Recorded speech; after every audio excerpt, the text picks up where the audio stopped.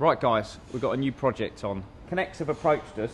This is one of their Gravedigger models and they have asked us to make a full-size version of a Gravedigger monster truck. It's the 30th anniversary of Gravedigger in the States, NEX's 20th anniversary, and to celebrate the whole thing they want us to make this enormous life-size version of a monster truck. Do you think we could do it? Yes! Are you up for it? Yes! Yeah, let's give it a go.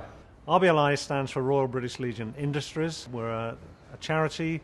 We look after serving and ex-service people, primarily those wounded, injured and sick. We provide on our village here in Kent. We have care homes, housing, factory, and our main aim is to get people's lives back to independence through employment.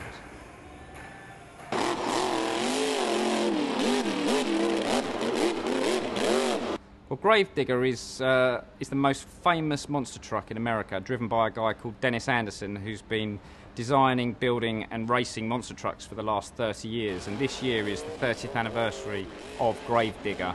Now, NEX have got a license with Monster Jam to do little NEX monster truck sets. So it's NEX's 20th anniversary, Gravedigger's 30th anniversary, and they wanted to do something special to celebrate this momentous time.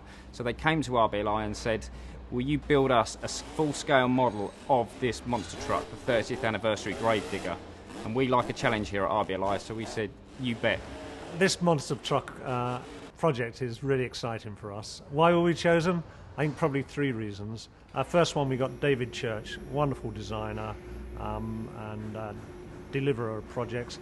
This isn't the sort of project you can press a button on a computer and get the answer on it. It's an art form, and David can do that for us. Secondly, he's supported by a wonderful team who have the skills, they have the dedication, and they have the patience. It's quite a long and demanding project for that. And thirdly, I think probably we're the only place in the world where you could get this done on time and such quality. It's been a real team effort here at RBLI. We broke it down into sub-assemblies and we started off small and got bigger. People were replicating parts. I say I need sort of 10, 20, 30 of this bit making, and the guys would go off and replicate it. It's been really good from sort of the very sort of least able people to the more able people. Everyone's got involved. It's been a real team effort and it's created a real buzz around the place. I think the thing that surprised me most about this project is the sheer scale of it and how big you can build with NEX. I mean, it just so happened that we planned to lift the body on top of the chassis on the 11th of November, and I gave myself an hour to do this, thinking that would be plenty of time. We had the forklift truck come in, we lifted the body up. It was so nerve-wracking. We thought, will it work? During the process, NEX pieces just started pinging out, and it was where the forklift was trying to move the body a fraction of an inch, but it wasn't moving it in quite the right direction. And at one stage, I really did think this wasn't going to work. I was so relieved when that last piece went in because we were running out of time. We had to leave here at 10:30 to get up to the remembrance service.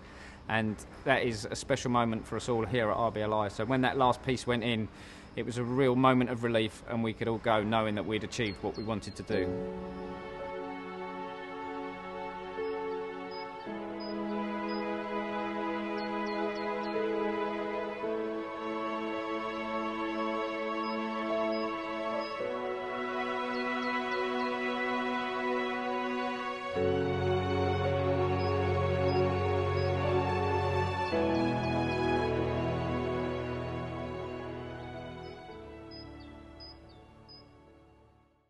Well, NEX moulded 800,000 parts for us and shipped them over from America. And they moulded the greens and the purples because you can't get those in the set. So they moulded them specifically for this Gravedigger 30th anniversary truck. Once the body had been lifted on top of the chassis, we then started having to clad it with the green and purple NEX. Now, one of the main challenges here was to try and work out how much purple we were going to need and how much green we were going to need, and to get them in the right places. And then we started by offering up a sheet of the cladding to the side of the truck, but soon realised that that wasn't going to work. So we then had to split the cladding down into sections and put it up in sections because you couldn't get your hands behind it to join it all together. What I've really enjoyed about the project is the opportunity to sneak out of my office, come down here and play with a monster truck, see the team growing, not in numbers, but growing in confidence and the fun they're getting with it, putting it all together. But also seeing other members of the organisation far and wide, hearing about it, coming in with their cameras, taking secret photographs of it.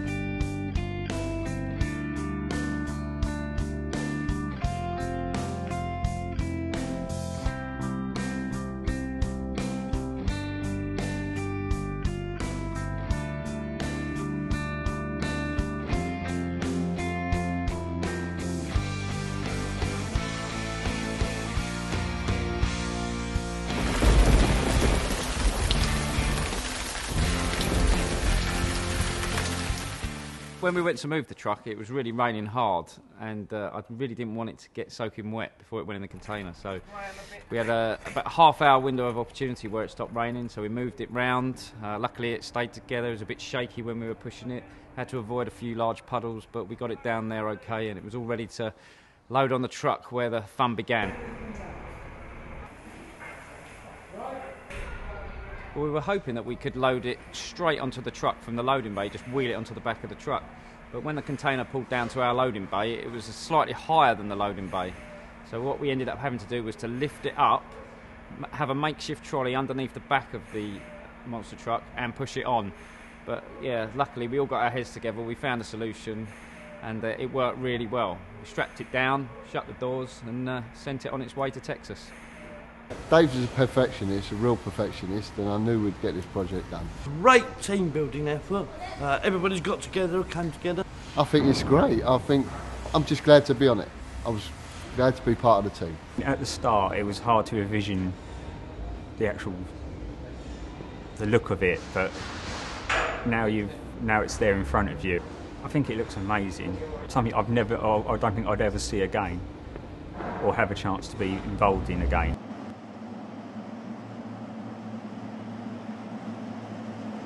6 weeks later, the build arrived in America. I flew out to meet it out there, really nervous on the way. But thankfully, when we got there, unloaded the container, it was all in one piece.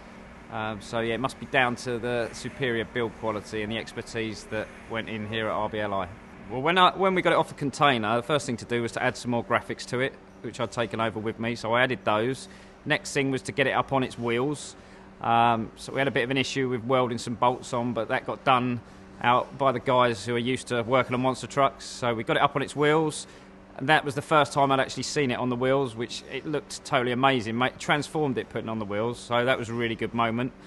The next day we loaded it onto the back of a low loader and toured it around San Antonio town, took it down to a children's hospital, and all these poorly children came out and saw the truck, that was quite emotional, and it made every hour of building it really worthwhile, just to see these kids' reactions when they saw this truck. The low loader then took it back to the stadium, and it was put on display in the 30th anniversary Gravedigger experience, ready for all the Monster Jam fans to come and see it the next day.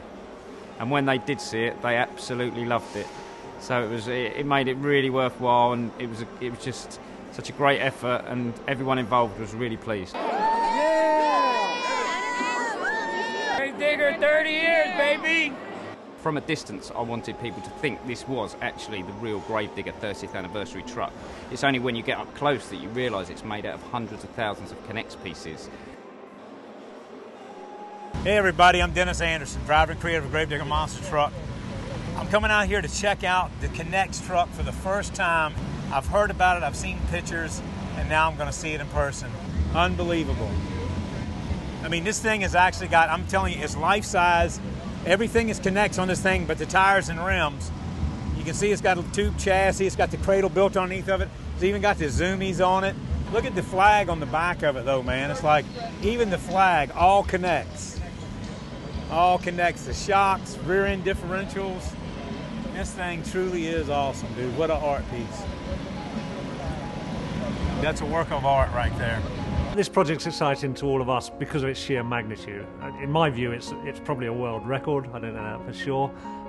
Secondly, it's bringing the whole of the business together, the whole of the team, from marketing to logistics to design to the construction team, and linking that in with our partners with Connects. It's really exciting from that. And thirdly, it's giving much needed employment for our disabled ex-servicemen.